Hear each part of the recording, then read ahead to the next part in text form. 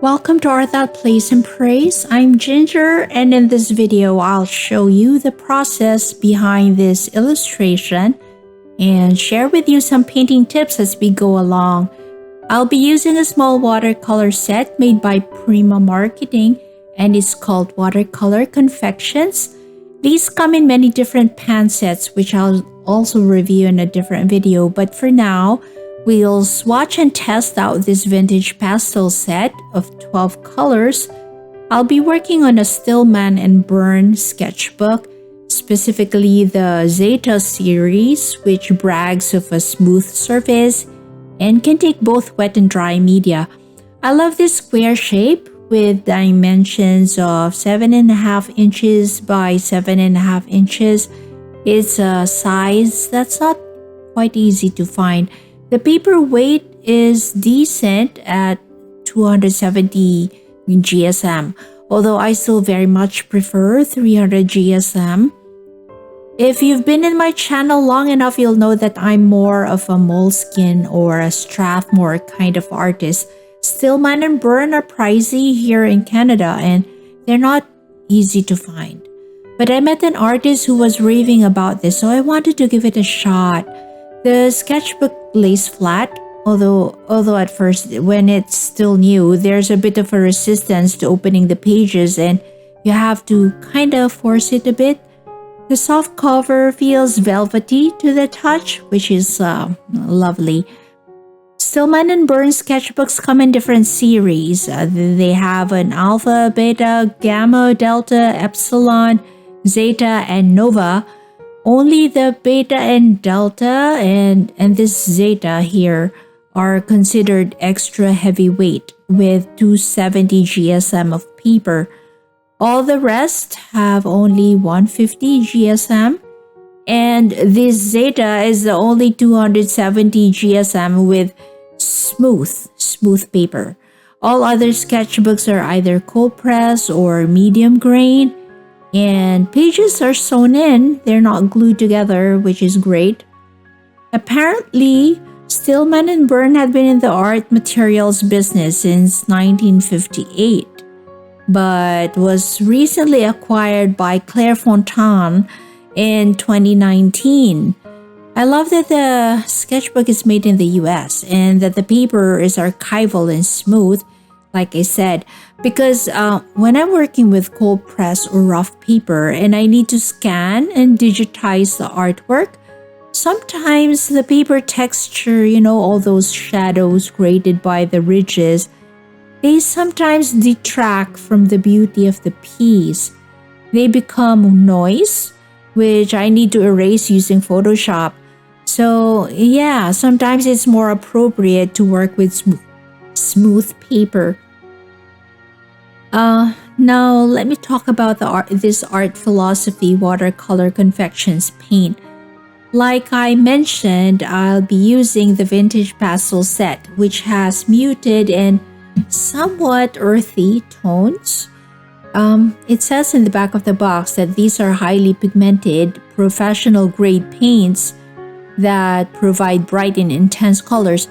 But based on the results of my swatching, which I'll show you in a bit, the colors are not really bright and intense. Maybe that description fits other palettes, not necessarily this vintage one. But what's great about a small palette like this one is that you're forced to get creative with mixing colors. I must admit I like large paint sets like the Kuretake or the Kisho Gansai Tambi paints that you often watch me use here. But small palettes like these, they're handy for travel if you like to paint on the go. It's the size of my hand, and the metal ring on this case secures the palette on your finger. Although you have to be careful because the paint wells themselves slide a bit loosely from side to side here. I don't know why the manufacturer did it that way, but although you can snap the pan in these metal grooves, the pan won't stay put. And some people find it weird that there's a gap in the middle of this metal tin. The length is only good for a micro brush if you have one, but I actually find this thing functional because if you own other watercolor confection sets, you can actually insert a few more pans in here. What bothers me is that the Lightfastness ratings are not impressive, which makes me question if these are in fact professional grade as a manufacturer claimed. The Lightfastness of Art Philosophy follows a 3-star system, with 3 stars indicating stable pigments with high UV resistance. 1 star means poor lightfastness and 2 means good. In this set, Periwinkle is rated with only 1 star. Terracotta and Breezy have 2. And so with the ratings given, there's a high probability these pigments are fugitive and will fade in less than a year. So your best bet is to use this watercolor in sketchbooks or planners only, and not really for paintings you intend to display on the wall. In making this illustration, I've selected colored pencils and markers that kind of match the color palette of Prima Marketing's Vintage Pastels. It's nice to add texture and visual interest to a watercolor painting by putting ink marks or colored pencil lines. So it's good to have these extra materials on hand.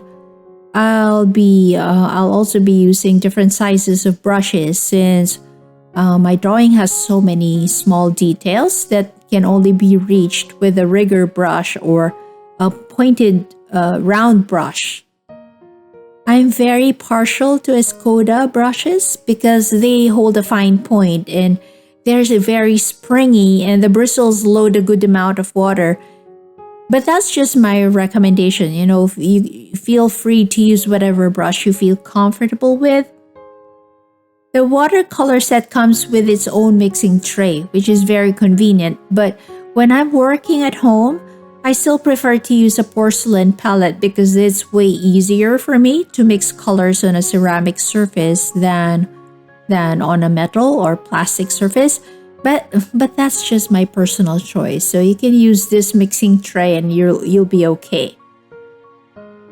I have a confession to make, which might sound funny to you guys. I am intimidated by sketchbooks. Sketchbooks are supposed to encourage free expression, right? Like you can experiment and make mistakes within its pages. You can do all your trials and errors in there and scribble and practice, doodle and smudge whatever you want in a sketchbook. But I can do it. The perfectionist side of me wants to make sure even my sketchbook pages look nice and clean and presentable. And when I start on page 1, I feel overwhelmed that I have so many pages still left to do before I finish a book. So, I'm going to teach myself to loosen up a bit. For this illustration, I won't start on page 1. I'll just randomly open the sketchbook and start wherever. So, if you're like me and feel stifled by a blank page or feel pressured that you still need to fill in a sketchbook chronologically from front to back, then I encourage you to try it too. Just break the norm, open at the random page, and paint from there.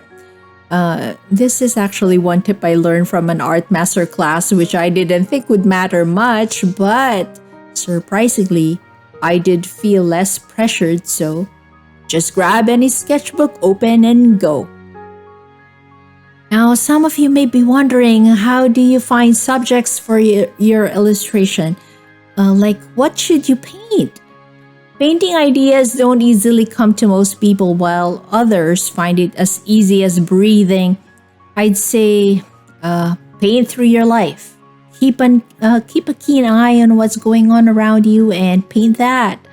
Maybe it's your messy kitchen or your art table with all your painting supplies scattered everywhere.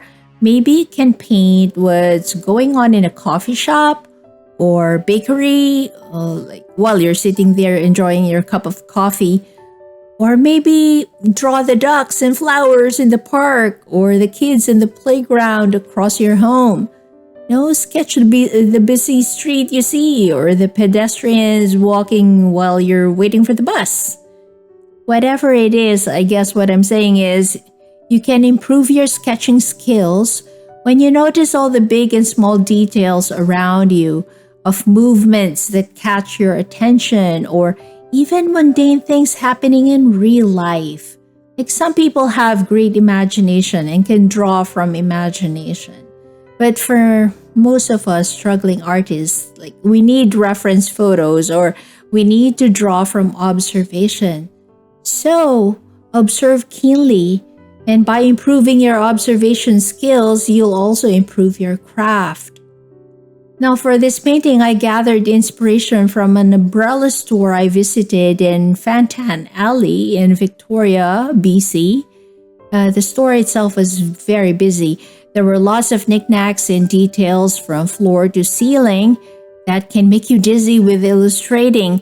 So I just got the general concept of an umbrella store with folded umbrellas hanging on the walls and open ones dangling from a very industrial ceiling. I love the exposed pipes and vintage lights, so I took note of those details and made sure to include them in my sketchbook. But as to the details of a recessed seat, the brick wall, the whimsical grandfather clock, or this fancy table and cabinet, they were all products of my imagination. So friends, that's what I meant when I said to paint what you see. When you're in the hunt for a good painting subject, let your experiences lead the way for you. Be sensitive to your surroundings. Then feel free to add from your imagination if you're so inspired. Now, while I'm working on this illustration, let me share my thoughts on the quality of this watercolor confections palette I'm using. Because you see, I notice immediately that the paint leaves a chalky matte finish, which I'm not a fan of. Like while loading my brush with pigments, I can already see also a lot of grittiness on the pan, as if the paint is bloated with fillers. It's too grainy, and that I believe is why the paint has low tinting strength. It takes a lot of layers to achieve significant coverage and vibrancy on paper, unlike other watercolor sets I've tried that have better pigment load like Sakura, Paul Rubens, or Winsor & Newton. I love the color palette in this vintage pastel collection, but the pigments are too muted, such that I need to dip my brush so many times in the paint before I can get enough color saturation and opacity on paper. And because I need to layer many times to achieve color opacity, I'm getting into a bit of trouble with the sketchbook paper. I'm not very liberal with the water here, but the page on this Stillman and Birn sketchbook shows signs of warping and pilling if I brush on the same spot too many times. There's some fuzzy balls forming on the surface. So keep in mind that although it says this sketchbook can take wet media, go easy on the water. It seems that light washes is all it can take. If you layer more than 2 times, expect to see tiny bits of paper forming balls on the surface. Keep in mind that this ZETA series is not made of cold pressed paper with grooves that can soak in more water. It's smooth. It's smooth paper, and it's perfect for pens and colored pencils because they glide with ease. But it's friendly with water only up to a certain degree. I'm not sure if it was captured in the video, but while applying this yellowish paint on the wall of my illustration, I noticed that gray splotches formed on the paper. I suspect that the sizing agent on these parts failed. Maybe the sizing chemicals were not evenly distributed and some parts of the sketchbook were not coated well. Off camera, I checked the back of the paper, and true enough, some of the liquids penetrated to the other side. If you're not familiar with the concept of size in paper manufacturing, let me explain it in layman's language. Internal sizing agents are normally added into watercolor paper to increase the paper fiber's resistance to bleed through and feathering. Size makes the paper pulp a bit more impermeable or repellent, so it doesn't soak up fluids too fast. Paper towels, for instance, have no sizing chemicals. This is why they can absorb all the spills in your kitchen.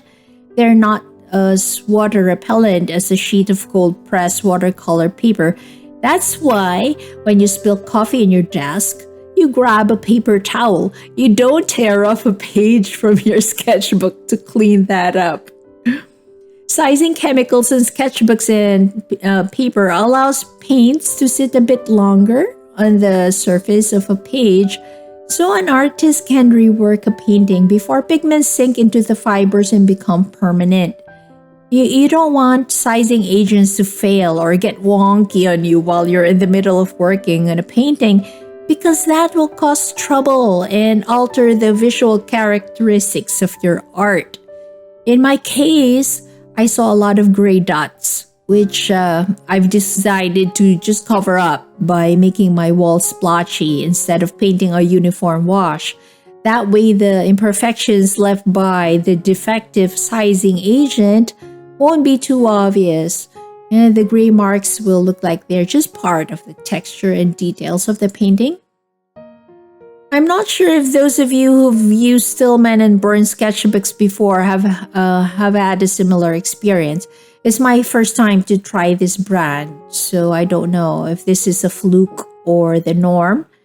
In any case, I've never encountered sizing problems with Moleskine or Strathmore, which in that sense makes them better sketchbook brands than this Stillman and Birn. I like, though, that ink doesn't bleed or feather on this sketchbook. I've only used Faber-Castell Pitt Artist pens and Prima Marketing pens, which generally don't bleed anyway, so I can only speak for those inks. I don't know how well the Stillman and Birn can hold up to a Sharpie, though, or a Tombow, or any of those bold markers. Well, definitely alcohol markers will bleed on this paper because alcohol markers like Copics, they need specialty marker paper. I wasn't able to take a video of the back sides of this illustration, but they're all clean and smooth and ready for the next painting. And that's how quality sketchbooks should be. If sketchbook pages bleed ink, they're no good. Now, after painting the whole illustration with watercolor, I'll top it up with colored pencils. This is what I call mark making. It's the art of just randomly doodling anything or anywhere on the page. If you want to try this out, feel free to draw whatever strokes you like. Squiggly, curly, straight, loops, whatever. There's no exact science to it. Just draw lines to add texture to the page. These marks are meant to bring out a whimsical or childlike feel to an illustration, which is appropriate if you're making illustrations for children's books. Of course, these marks also add fine details to a painting, which your watercolor may not have been able to accomplish. Details like the designs on my umbrella here or the leaves on my potted plants. Mark making is fun, so you should try it too.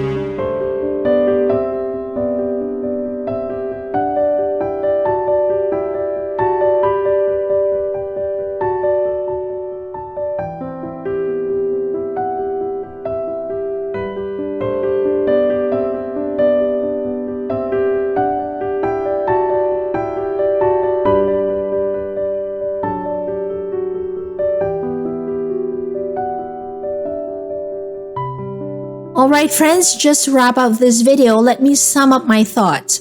Do I recommend the Stillman and Birn sketchbook? The answer is yes.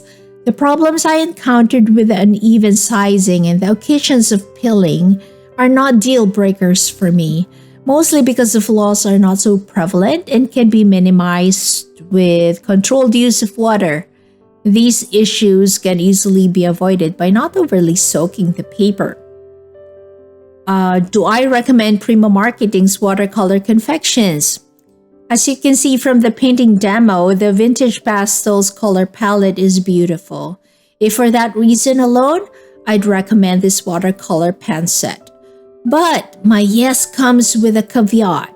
I'm not a fan of the poor lightfastness of some of the pigments here, and the fact that the paint is grainy and has poor tinting strength.